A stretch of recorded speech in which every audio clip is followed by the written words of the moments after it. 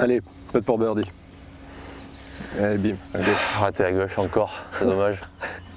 Olé. Salut les golfeurs, bienvenue au golf de la Méjeune. Aujourd'hui je suis avec Christophe Lajoie et on va vous parler de solidité au putting. Chris, de quoi va-t-on parler? Alors on va parler justement d'un point très particulier puisque globalement on va parler statistiques et il faut se dire qu'il y a plus de golfeurs qui ratent à gauche qu'à droite. Donc l'idée aujourd'hui c'est de prendre conscience de pourquoi on rate à gauche et comment arriver à mettre un exercice simple en place pour pouvoir ne plus rater à gauche. Voilà. D'accord, donc si vous faites partie des golfeurs qui ratent à gauche comme les 80% d'entre nous, eh bien cet exercice va vous intéresser. C'est ça. Bon Chris, comment je fais du coup pour ne plus rater à gauche? On va jouer en fait sur la pression des mains. Déjà on va essayer de comprendre quelle main fait rater à gauche.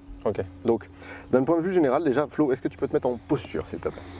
Là, je vais te demander uniquement de prendre la main droite et d'effectuer donc un mouvement vers l'avant. Avec la balle? Sans la balle pour le moment.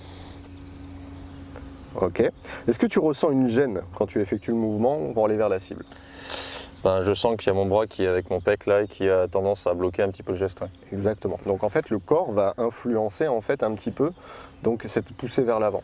Oui. Ce qui va forcément entraîner, un peu à l'image d'un bâton, si je lance une balle avec une ficelle, la ficelle va s'enrouler autour du poteau. Ouais. Donc là, en fait, il se passe exactement la même chose. On va imaginer que la ficelle, c'est ton bras. Donc le fait que le corps est ici, la ficelle va s'enrouler et donc va venir se rapprocher. Et donc, c'est-à-dire qu'avec mon putter, si je suis bloqué, logiquement, ça s'enroule, donc ça ferme la face de club. Exactement. C'est qui expliquerait pourquoi on rate à gauche. En grande partie. Ok. Pas que, hein, attention. Oui, ça pourrait être une raison. Quoi. Voilà. Et nous, on va vraiment se focaliser déjà sur cette première chose. Maintenant, on va essayer de faire la même chose, mais avec le bras gauche uniquement. Donc le bras gauche, on va essayer de l'emmener vers la cible. Donc là, on peut voir que ton bras s'écarte du buste, ce qui fait que tu as une totale maîtrise de celle-ci et tu peux l'emmener facilement vers la cible. Oui, là, il n'y a rien qui bloque et la face de club ne se referme pas. Voilà. Par contre, du coup, maintenant, si tu regardes la pression que tu as au niveau de la main gauche, elle est quand même faible forte. Ou forte? Elle est quand même forte. Ouais. Exactement. Donc finalement, là, tu as resserré un petit peu tout ça. Ouais. Ok. Donc ce qu'on va essayer de faire, en fait, c'est que pour éviter qu'il y ait une grosse influence, on va avoir une pression très légère au niveau de la main droite et une pression très forte au niveau de la main gauche. Sur une échelle de 1 à 10, tu aurais une idée? On va justement essayer de mesurer et de quantifier ça. Je vais te demander de prendre le putter, uniquement avec la main gauche par exemple. Tu vas emmener une pression de 1 pour le moment, c'est-à-dire à peine tu le tiens. Donc là, tu vas juste le soulever sur place. Qu'est-ce qui se passe?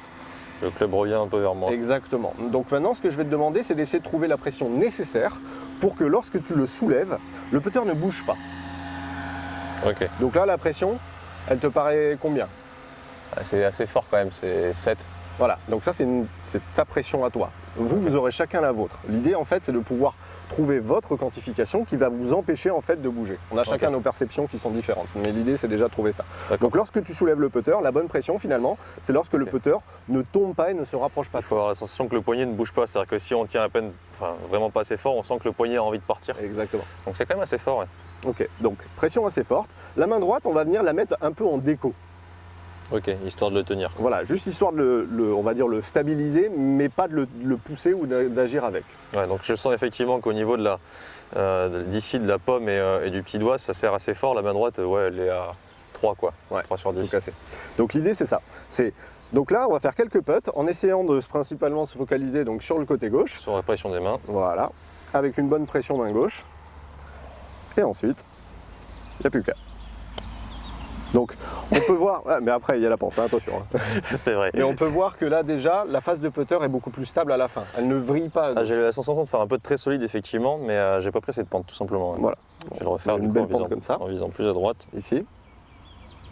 Et on peut voir à la fin qu'il y a un maintien de l'orientation de la face de club et que la face de club ne vrille pas à gauche. Effectivement. Alors que si je relâche la main gauche... Et que tu serres la pression main droite, elle vient s'orienter de quelques degrés à gauche. Ça change de pas grand chose après l'impact, mais on s'imagine bien qu'à cette distance-là, si ça change d'1 ou 2 degrés, ça peut largement suffire pour rater le trou. Une autre statistique, à 3 mètres, il suffit de 1 degré d'orientation à droite ou à gauche pour rater le trou. Ok, donc ça change tout. Voilà. Donc, vous voyez, c'est un exercice qui n'est pas très compliqué à mettre en place, juste une variation des pressions de main pour arriver justement à obtenir un putting qui est plus solide. Voilà. Très intéressant. Merci Chris. Donc avec grand plaisir. Mettez ça en place, testez et après n'hésitez pas à nous dire dans les commentaires ce que vous en avez pensé. Yes. Et on se retrouve très vite. Salut. Ciao ciao.